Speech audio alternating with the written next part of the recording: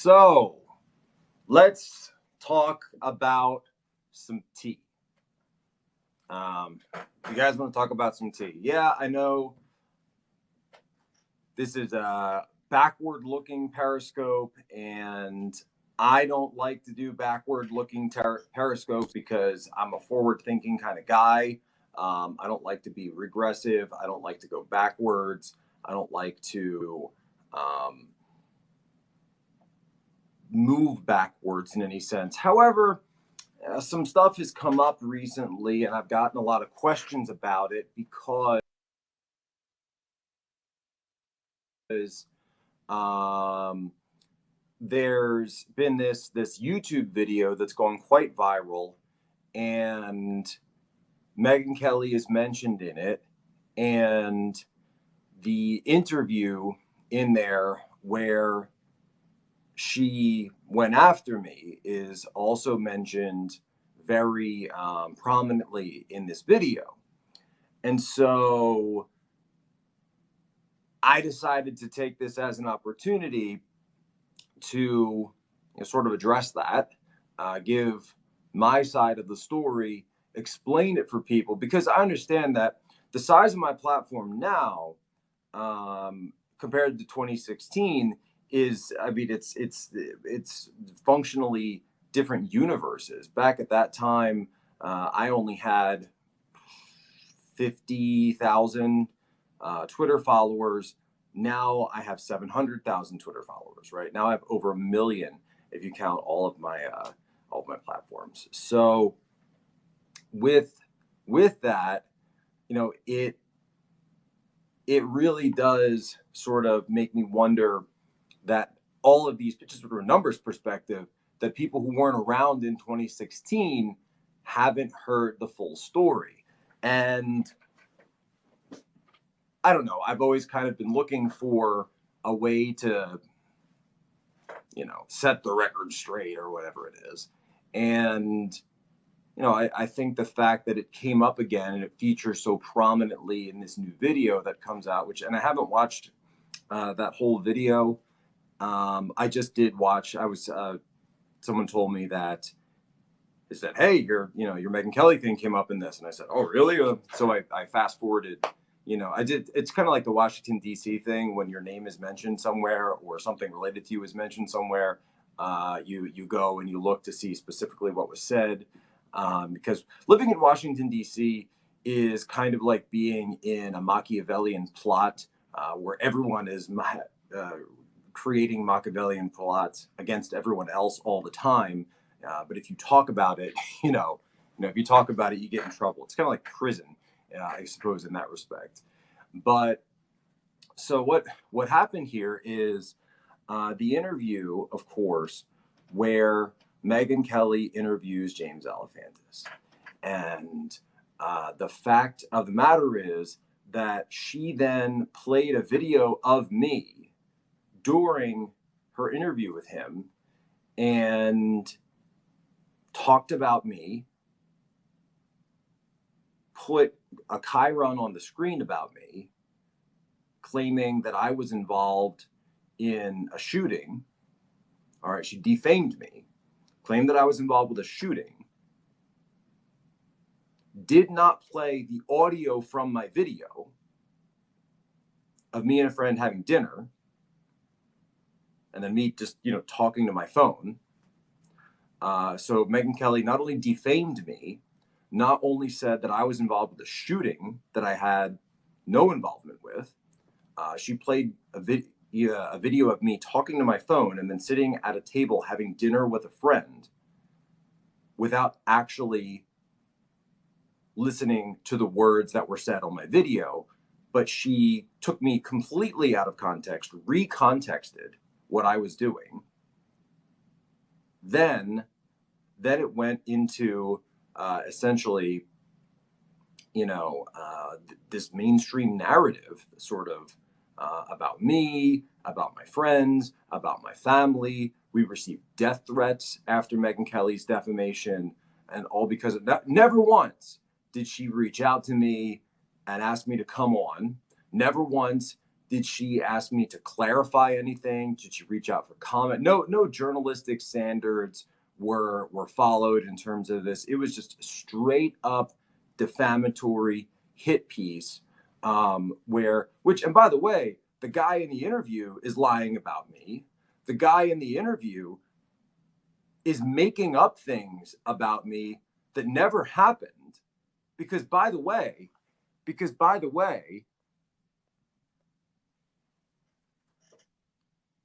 it's on video, right? It's on video. So you can go back and see what I did and what I didn't do. And the fact of the matter is that this guy is lying. And apparently Megyn Kelly didn't actually watch the video of me sitting at a table in a restaurant with my friend eating dinner, or trying to eat dinner. She just lied. Right? Just completely lied.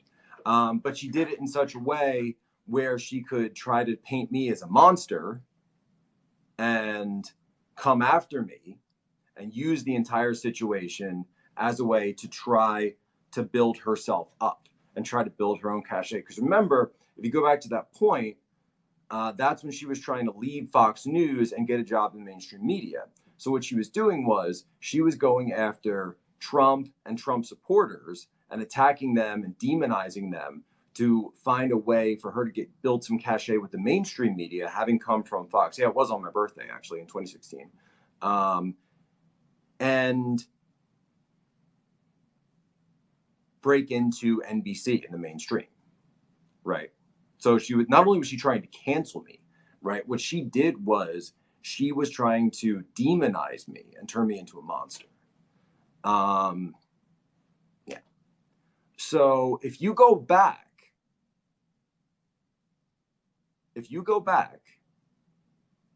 and actually look at what I said about the entire situation to the Washington Post, all right, my actual quote, I'm going to read it to you because here we go. I compared the situation to well-known hoaxes such as Iraq, WMDs, and the Benghazi YouTube video.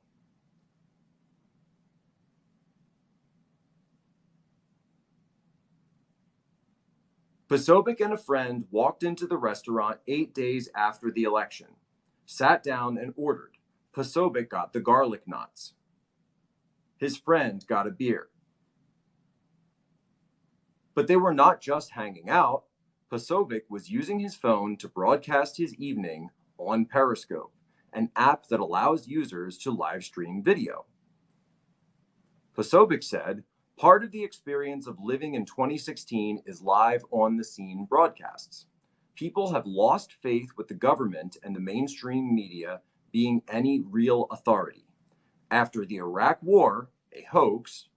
After Benghazi, a hoax, right? They hoaxed that it was about a YouTube video. People are searching for other sources of information. If I can do something with Periscope and show what I'm seeing with my own two eyes, that's helpful. Okay? That was my quote printed in full in the Washington Post in 2016, before the Megyn Kelly interview. But Megyn Kelly didn't read my quote. She didn't read the fact that I compared the entire situation to a massive hoax and mass hysteria. And by the way, if you're wondering specifically what I'm talking about, is I'm talking about a word that can get you banned on social media for even saying it, right? And so it's a certain gate, right, and a round object. So I'll leave it at that because we're not trying to get banned right here. But Megyn, I compared it to a hoax. That was my comment. I put a link up on my Twitter account comparing it to McMartin Preschool. Right. She thought, someone just said in the comments, she thought she saw me smirking. right? So not only is Megyn Kelly a liar, a massive, massive liar, right? She turned me into a monster as a way of furthering her career and didn't care. Didn't care what it meant for me, didn't care what it meant for my life, didn't care what it meant for my family, didn't care what it meant for anyone but herself. Because that's the only person that Megyn Kelly actually cares about, is herself. And now, how many times have I had to try to explain this to people again and again and again? Because all the way back then in 2016, I had a 50,000 follower Twitter account and of the same kind of platform that Megyn Kelly had. So when Megyn Kelly went out and defamed me to millions of people on Fox News, right? And that was the first thing they heard. Then that gets into something that's called first order bias. And first order bias means that was the person who set the frame about you. So since that moment, I've had to fight every single day of my life to prove Megyn Kelly wrong, to prove her a liar, a smear artist, and just a completely despicable person, a completely despicable person in every way. I as a Christian, I feel so bad for her because of so much corruption in her soul.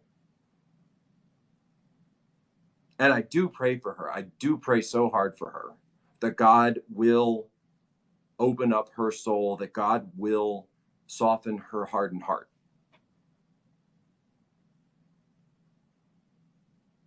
All right. And she was fired, and she, did kind of become a national joke and all that other stuff because the wages, like, we know what the wages of sin are.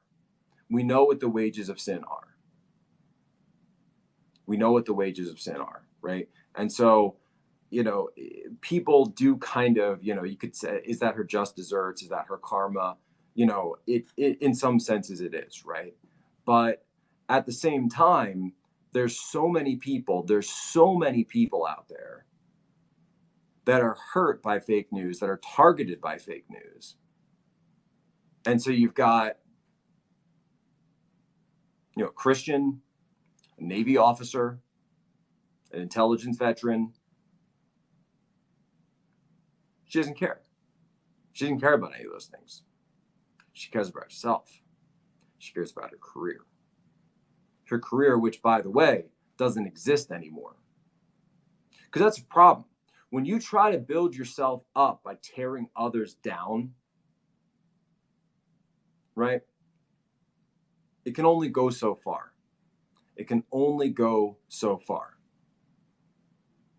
Because we know what the wages of sin are. And you reap what you sow, Megyn Kelly. You reap what you sow in this world. If you put out love, if you put out hope, if you put out compassion for others, that's what you receive back. If you put out hate, if you put out lies, if you put out deceit, all right? If you tear down people, good people, then that's what you receive back tenfold. That's what you receive back. So, I saw this as an opportunity to kind of bring it up because this video, I guess, is getting a lot of play on YouTube. I'm surprised that they haven't taken it down yet. However, I'm not surprised because I think there's anything particularly. I'm not saying I agree with every standpoint that's made in the clip that I saw, but it's a documentary. It seems to be well made from what I saw, but just because of the content, I'm surprised that YouTube hasn't taken it down yet. That's all I'm saying. I thought maybe it would hit their scrubbers, and I think it's at like 4 million views as of the time of this. It's Monday around 6:30, but someone said to me, they said, Jack, I read the Right Wing Watch article about you and this whole situation, and they made you seem like Geraldo opening the safe. And I said, that's very interesting. That's very interesting because what they didn't point out was my entire point was to be Geraldo opening the safe and to simply show that that place was a restaurant where you could go and order food, a garlic knot, a beer, sit down, see that there's nothing going on here, have a meal, and leave. That was the entire point of the video. But Megyn Kelly didn't ask me about that. Megyn Kelly didn't try to get to the bottom of the story. Megyn Kelly didn't care about truth. Megyn Kelly didn't care about journalistic integrity. She didn't have any integrity, quite frankly. She cared about turning me into a monster that she could laugh about with her friends and then leave Fox News and go over to NBC. And how did that work out? How did that work out, Megyn? So the Lord teaches us, by the way, to forgive but not forget. And that's what I do. I forgive. I do forgive. I'm not somebody who, obviously, look, I'm human. You can hear in my voice that there's a lot of emotion behind this. And it is because, quite frankly, Megyn Kelly is the reason my family received death threats. And Megyn Kelly's lies are the reason that,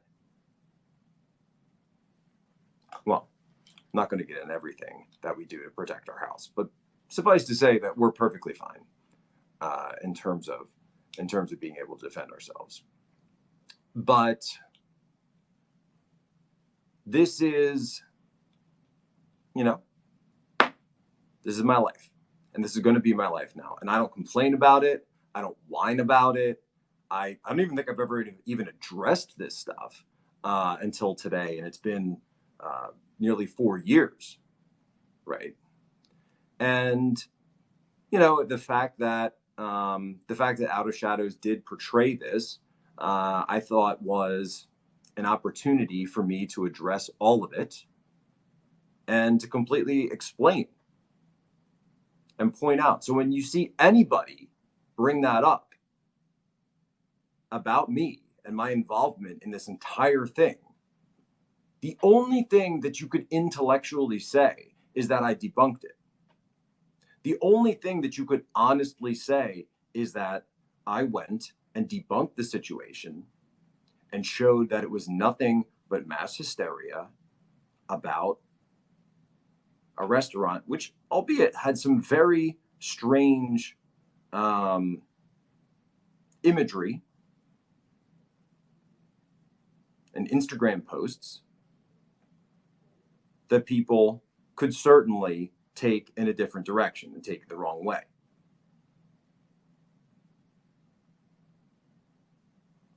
But none of these rats ever mentioned that. None of these rats ever mentioned the truth. None of these rats ever mentioned what was going on.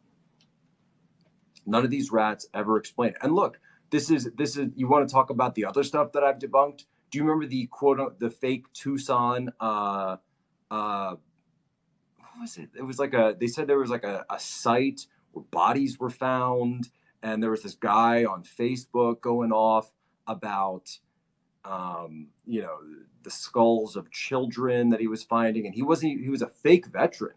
He was a fake veteran who claimed that he was running a veterans organization. All right, so I debunked all of that. I went in, I found that he was a fake veteran. I found that the entire thing was fake. That thing with voodoo donuts, I debunked that. I have debunked so many of these things on the right, coming from the right. All right, because we can't be about this in terms of this movement, in terms of where we are in life, in terms of where we are in the world, in terms of where we are in this country. Okay, we can't be about these rabbit holes targeting things based on spurious and very flimsy evidence that just doesn't hold up. It just doesn't hold up. Okay. And so the fact that I'm one of the only guys on the right who has debunked, right, a lot of this mass hysteria. Okay. Does the mainstream media ever talk about that? They don't. Do they ever talk about the fact that I'm literally the guy who explained where QAnon came from? Do they ever bring that up? You could, funny enough though, you can actually go to the Wikipedia site and never, I know not the Wikipedia is complete trash and Wikipedia is absolutely terrible, but funny enough is Wikipedia tries to use, and this is amazing. They trash me, but then they point out that I was the one that actually explained the origins of QAnon on the QAnon Wikipedia page. So I'm like, which is it? Am I like a horrible monster or am I an accurate source of information? It's like you can't quite make up your minds. You can't quite make up your minds. And no, I don't know who's running it now. I only know the people who started it, as I've said a million times, right? A million times. And I told the story of the origin. 4chan, right? Where it came from, 4chan trolls. And so you'll never see that, though. You'll never see the mainstream media point out the fact that I've debunked so many of these things again and again and again. Who was the person in 2017 that stood up to the psychopath Richard Spencer and his movement? They held a rally against political violence and racism at the White House to counter-program something that he was doing with his band of misfits across town at that time, to drive those people out of the MAGA movement, who kicked them out of the deplorable,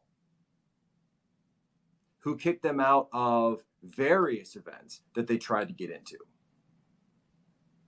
who made sure that they understood that they were not allowed.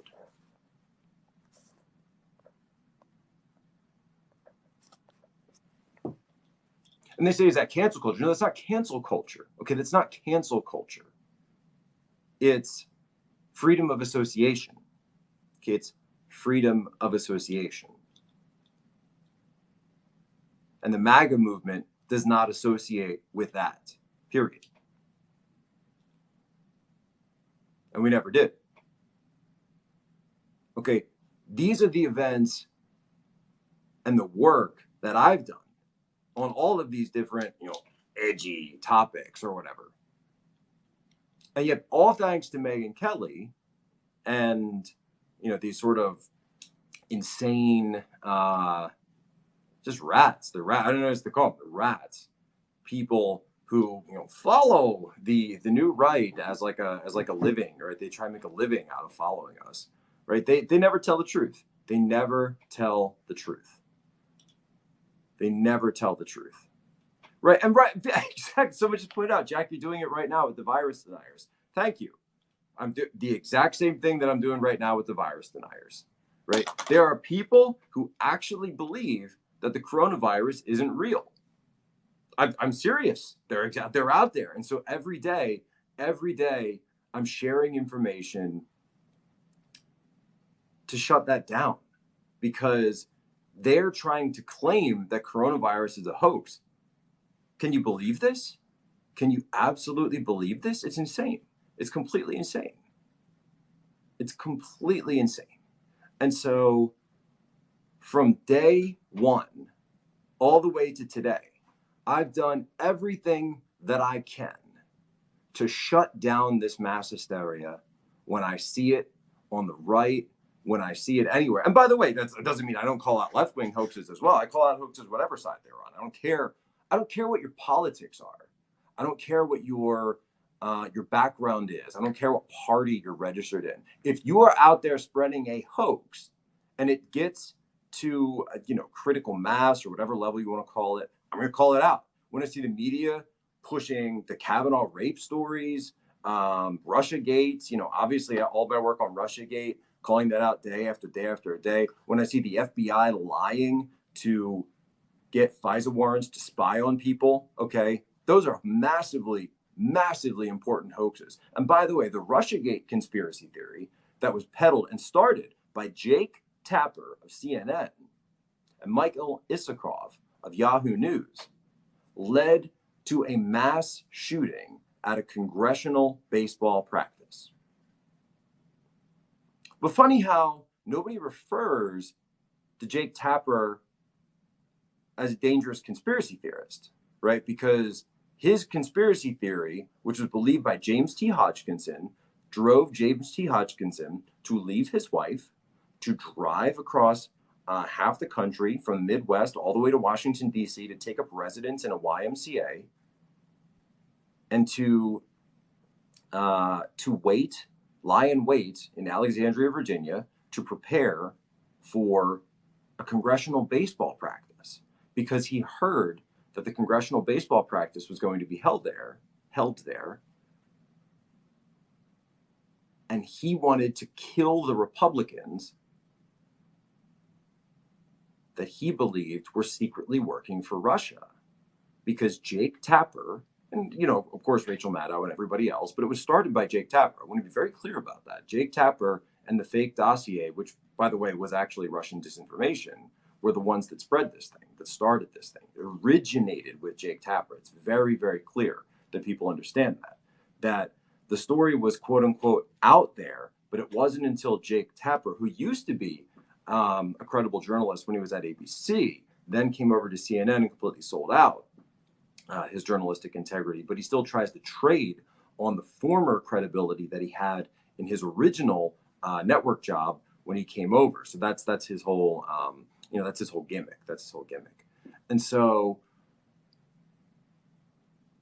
not only was there a mass shooting because of Jake Tapper's Russiagate conspiracy theory, it was at a congressional baseball practice, and Congressman Steve Scalise was nearly assassinated over this. So if you want to go back and forth over these things, we can talk about it, because Jake Tapper, to my knowledge, has never once apologized, has never once repudiated the things that he said about the dossier, and has never worked to fight against that hoax that was going on in the media. He went along with the hoax. He spread the hoax. He fanned the flames of the hoax. So let's talk about actual integrity.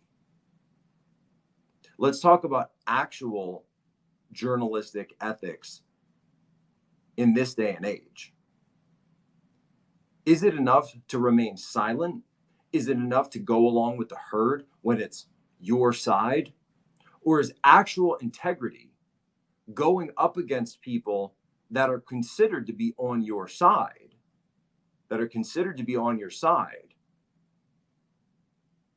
and debunking them and proving them wrong, and standing up and saying, no, don't do this, and standing up and saying, guys, this is just not true.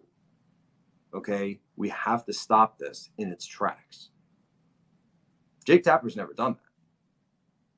I've never seen him do that.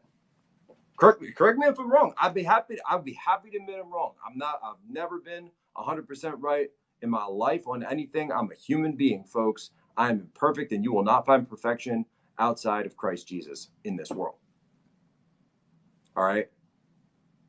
But find me a time where Jake Tapper has pushed back on a hoax that his own side was pushing.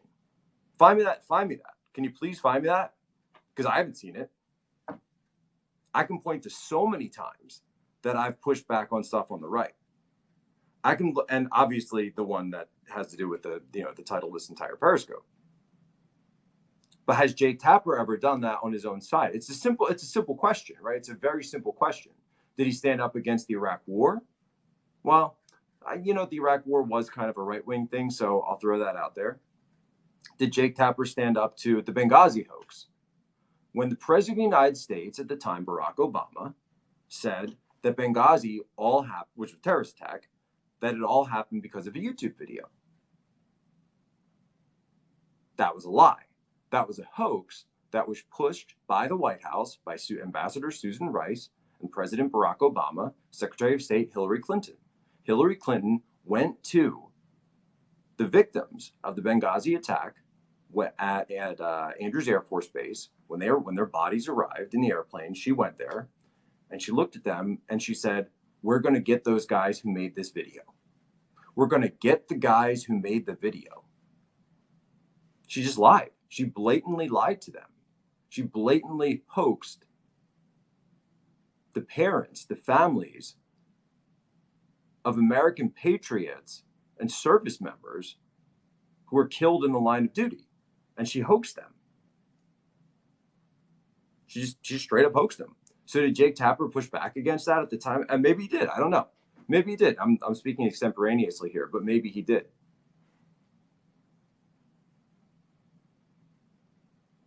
And I'm doing it again today. I'm doing it again today where we've got people who are on my side, some people that I like, some people that I respect, some people that I consider friends, that are simply incorrect about the severity of coronavirus and incorrect about what's going on and claiming that this thing is a hoax and claiming that it's not real and claiming that it's no threat to this country, that it's not a big deal for our nation. It is. I'm here to tell you that it is.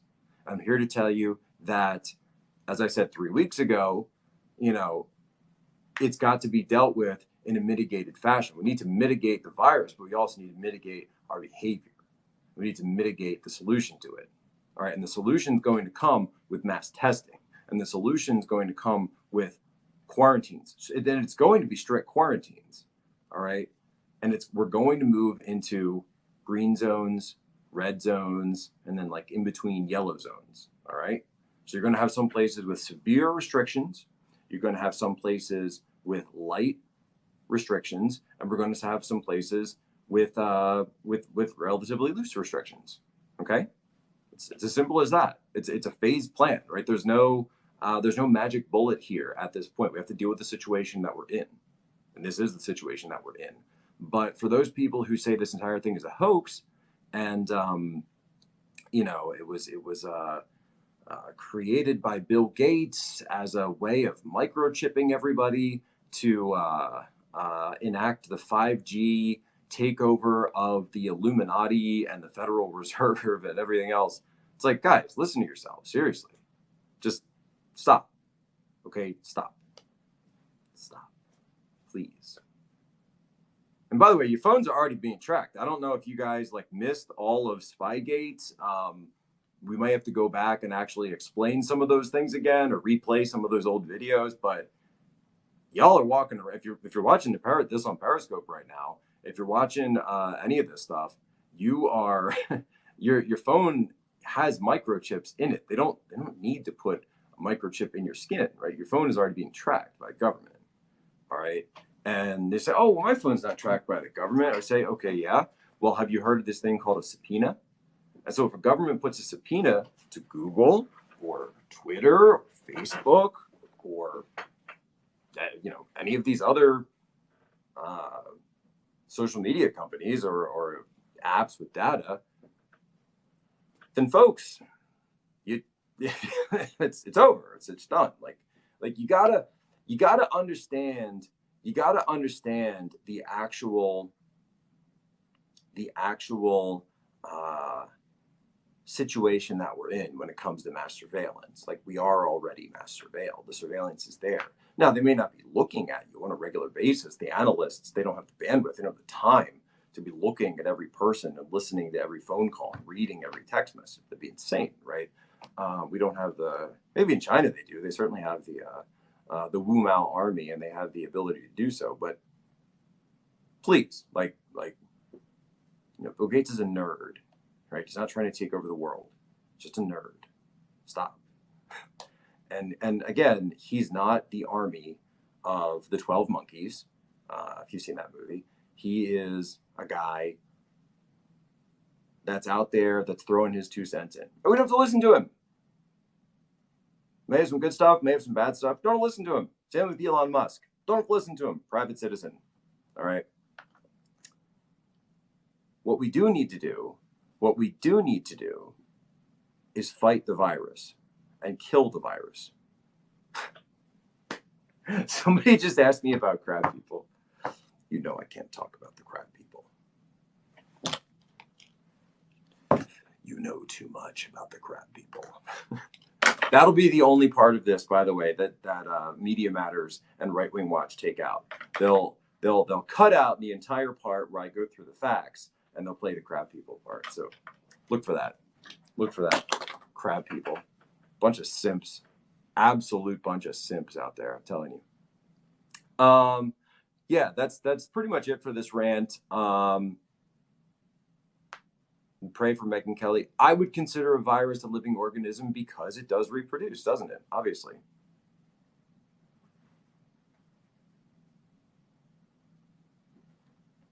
Someone says quarantine the sick, not the healthy. Well, you see, the thing is, though, I think that is the right idea. I think that's absolutely the right idea. And then the only way we're going to be able to figure out who is infected and who is not is through testing. And so that's the major issue, right? Once we get the mass testing on board, then people can start signing up, people can start going, they can do their swab, they can do whatever the test is going to be at that point, and then boom, we'll have this thing, and then we'll be able to lick it. But until we have the actual, that wasn't a swab pun, but I realized after I said it that it was kind of a swab pun, that once we do, then we will be able to deal with this thing. Is it unconstitutional? Actually, quarantines are constitutional. It's under the 10th Amendment, which allows the police, the policing powers to the states, to the several states, of course, the 50 states that we have now. The Supreme Court has held public health quarantines to be completely constitutional several times through various rulings. However, I do agree that if you are going to have a church service, right, a church service that is not in violation of the quarantine, such as a drive-in service, and if they try to shut down the drive-in services, because the drive-in services have no actual, they're not violating the quarantine in any way, right? There's no risk. The risk is the same level of risk of someone going to McDonald's, right, or the level of risk of someone going to probably less risk of someone going to a grocery store, actually. So once you lessen the risk to that level, then there's no reason whatsoever to ban a drive-in under the quarantine rules. And yet you saw a lot of these petty tyrant fascist governors and mayors, people out there who are going after this thing. And so that is clearly unconstitutional. And go follow Harmeet Dillon, go follow the Liberty Center, because there were some cease and desist letters that went out. There were some cease and desists that actually did strike them down and allow for restraining orders and injunctions against those lockdowns so that people could have their services. It's clearly, that was clearly unconstitutional. It was completely only done for the purpose of shutting down Easter service. And there's no question about that. If you're not in violation of the quarantine, then why are you trying to shut down these things? Right, it's ridiculous. Any other quick question? I don't want to make this into a coronavirus COVID podcast because that's not what I'm talking about. However, are there any other lingering questions about Megyn Kelly, what she said about me, and how that has fanned the flames of this entire insane media narrative against me for the past 4 years? Because that's really what I'm talking about here. And I've been trying very hard to put that to rest. And because it came up in Out of Shadows, I saw that as an interesting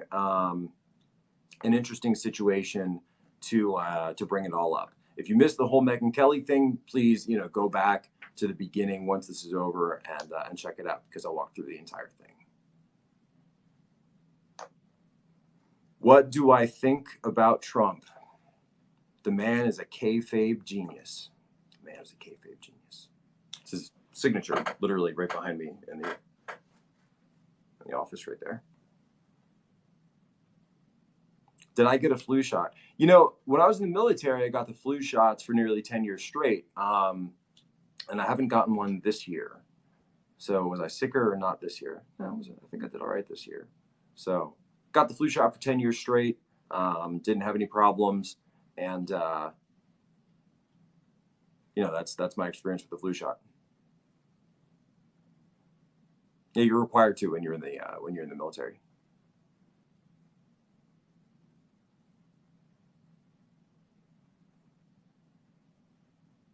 No, not answering any more questions about COVID. Has Megyn ever attempted to reach out to me? She has never. So actually, that's not true. That's not true. I'm gonna be fair. I don't want to be fake news. There was one point, believe it or not, where Megyn Kelly followed me on Twitter for like a couple of months. She was following me, and it was very confusing. And I never reached out to her, and she never reached out to me. And I mean, obviously we could, we have a lot of similar contacts. But I have no reason to reach out to her. She's the one who defamed me. So she's the one who should reach out to me, not the other way around. She's the liar. She's the despicable person, not me. She lied about me, not the other way around. So she followed me for a while and then eventually unfollowed me. So that was the end of it. Someone just said, on 1 to 10, how hot is Gavin McInnes? I would say it depends on what Gavin is wearing at the moment, because I've seen Gavin McInnes in various states of dress and undress, and I got to tell you, it's a sliding scale. It's really a sliding scale. Media Matters will play that part too. Literally, the first time I ever met Gavin McInnes, he took his shirt off. Not gonna lie. I'm dead serious. September 2016. If you go watch, there's a podcast of his old show on Compound Media, and it was me, Gavin, and Cernovich, and I don't even remember why it happened, but all of a sudden I turn over and we're talking about something ridiculous, and then I turn over and Gavin's just shirt's gone, just totally gone, tattoos everywhere, shirt is off. We did push-ups afterwards. We did push-ups because we were doing 22 push-ups for the 22 vets. So it was the 22. I think it was the 22 challenge. I think is what we called it. Yeah, the 22 vet suicide today. So we all did. Me, Cerno, and Gavin did 22 push-ups. Even though Gavin did some from his knees. That was a couple years back. Good times.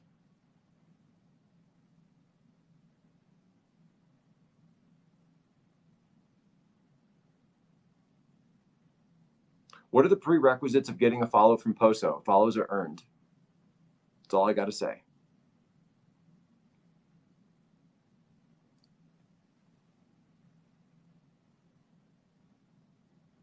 How much of Out of Shadows? Well, I said before that I haven't watched all of Out of Shadows yet. And I don't know if I will, but I haven't seen all of it, so I can't really comment. I only watched this one specific part that related to myself and Megyn Kelly.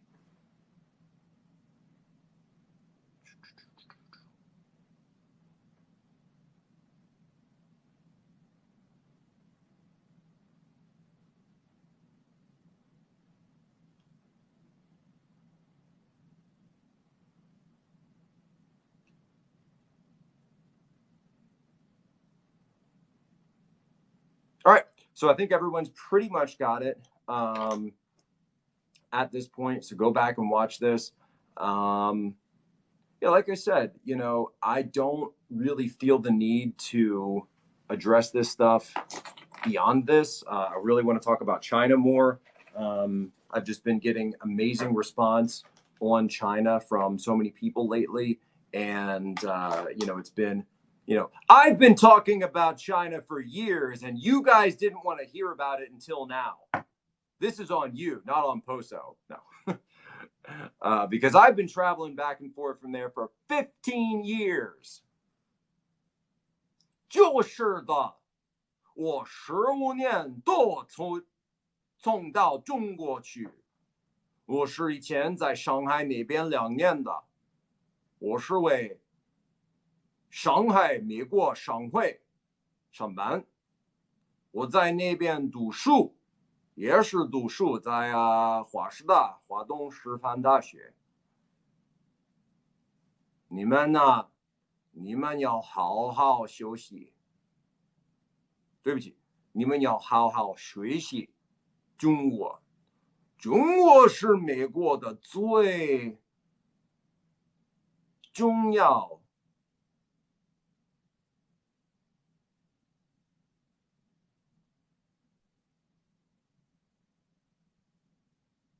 的成绩，这就是这么复杂的情况。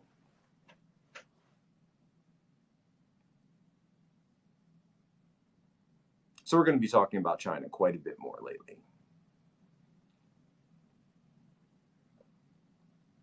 So that's on y'all. But don't worry. I'm going to be doing a whole lot more of talking about China. Can I speak Spanish? No, I can't speak Spanish. No habla inglés. No habla inglés. No habla español.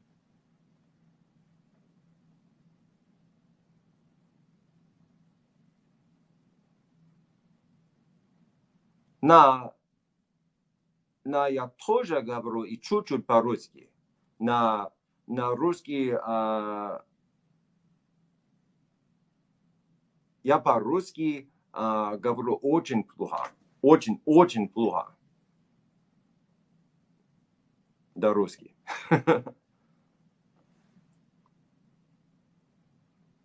So what is it? When I go too fast from Chinese to Russian, it totally mixes me up. It totally mixes me up. Нет. Да нет. Да нет. 都不知道. 都不知道. Я не знаю. Все я не знаю. Anyway, folks, it's time for me to head out. I'm going to get home. Long day today. A lot of interviews that I was working on. So, until next time. Until next time.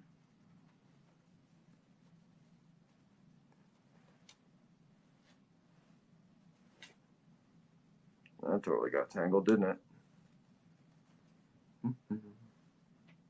You loop it around the back, and then you can check it out. I'm losing followers? Are you kidding me? Who said that? Dude, I'm at nearly 700,000 followers right now. So seriously, like check yourself, because I've never had more followers in my life. I'm losing followers. Oh my gosh, more followers than I know what to do with, quite frankly. And thank you, seriously, thank you. I did a big thank you scope on Easter, and I thank you so much for that. But yeah, losing followers, yeah, I don't think so. Ladies and gentlemen,